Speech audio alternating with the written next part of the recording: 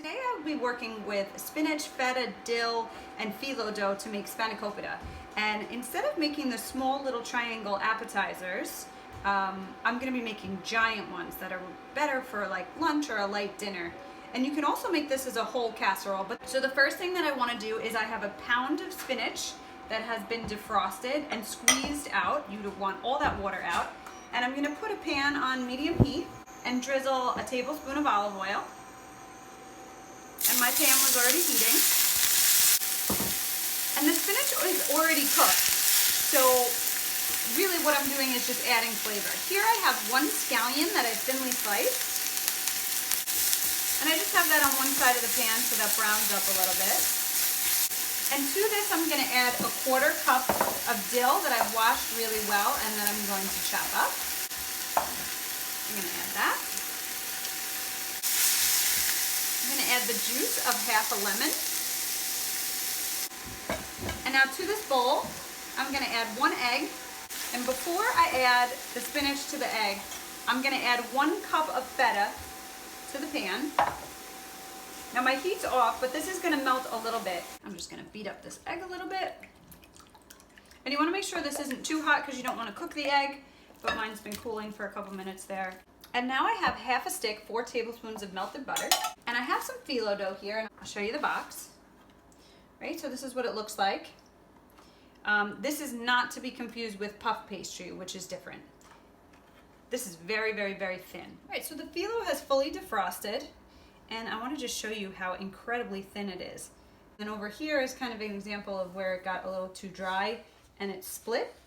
But I have found that although this is very intimidating and it looks like, wow, how am I going to work with this dough? It's so thin that I do this at school all the time, and it's very forgiving because you're just going to overlap it and slap some butter on it, and the whole thing comes together and is gorgeous even if it breaks. So I have this laid out on a cookie sheet. I just have a towel that I'm going to, clean towel that I'm going to cover it with. All right, the first thing that I want to do is pick up this sheet, and my first one already broke in half. But I'm going to show you, it's really easy to fix. So I'm going to put my first sheet down, and then I'm just going to cover up the unused dough on the side. And I'm going to take a little bit of melted butter and pat it all around. And the butter is going to seal this cut that I have here. Now, I'm not worrying about getting the whole thing because I am going to show you a cheat. So I have some olive oil cooking spray here that I'm going to very lightly moisten the whole piece. And I'm going to lay down my next sheet.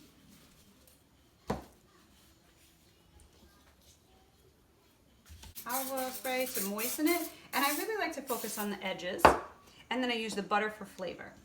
So the traditional way is to really lightly brush this entire thing with melted butter. Not only is that really caloric, but you know, it's more difficult because as you brush, you can see the dough picks up. So I'm going to try folding this in half, bringing it over folded, and then opening. So that one's pretty good. Now I'm going to cut this one into thirds. Look at this.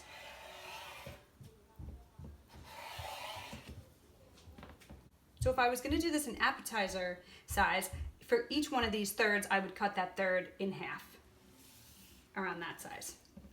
But like I said, I'm making these a little bit bigger. Fold it. Okay, so I want to make a fold from one flat edge to the other flat edge. Then again, I'm going to fold on this flat edge, and again on this flat edge, and again on this one. Okay, and then fold that last one over. It's going to go onto a greased cookie sheet. And what I did was I just take the butter wrapper and use that to grease it. Okay, and you're going to put that on there. Now this is the part that really matters. You want to cover this entire triangle with butter because you've skipped a lot of the butter that is traditionally on the outside.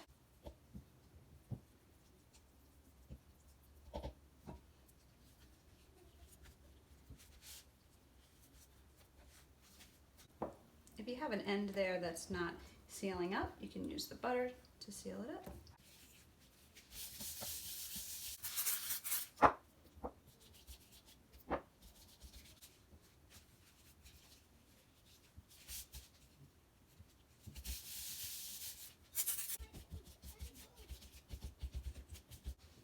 this is all I'm gonna make for today, because I can see that's about all I have for filling.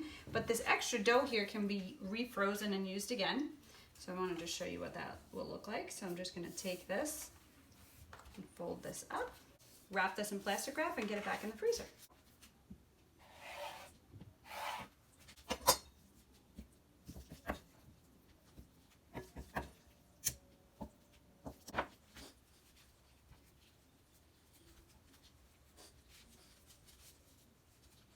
I'm going to preheat my oven to 425 degrees. I'm going to seal up the rest of these. You can also at this stage put them in the freezer. A little bit of salt and pepper. And I'm going to bake this until they are golden brown all over and the internal temperature is 160. I'm going to check them in about 15 minutes. Okay, they're out of the oven. And I just have the rest of that melted butter that I'm just going to put on while they're hot, because you don't want to put any pressure on it. You just really want the heat of these hot pastries to melt it right away and give it a nice gloss. I'm just going to serve this with a salad. And earlier I had said, make sure that you don't confuse this with puff pastry.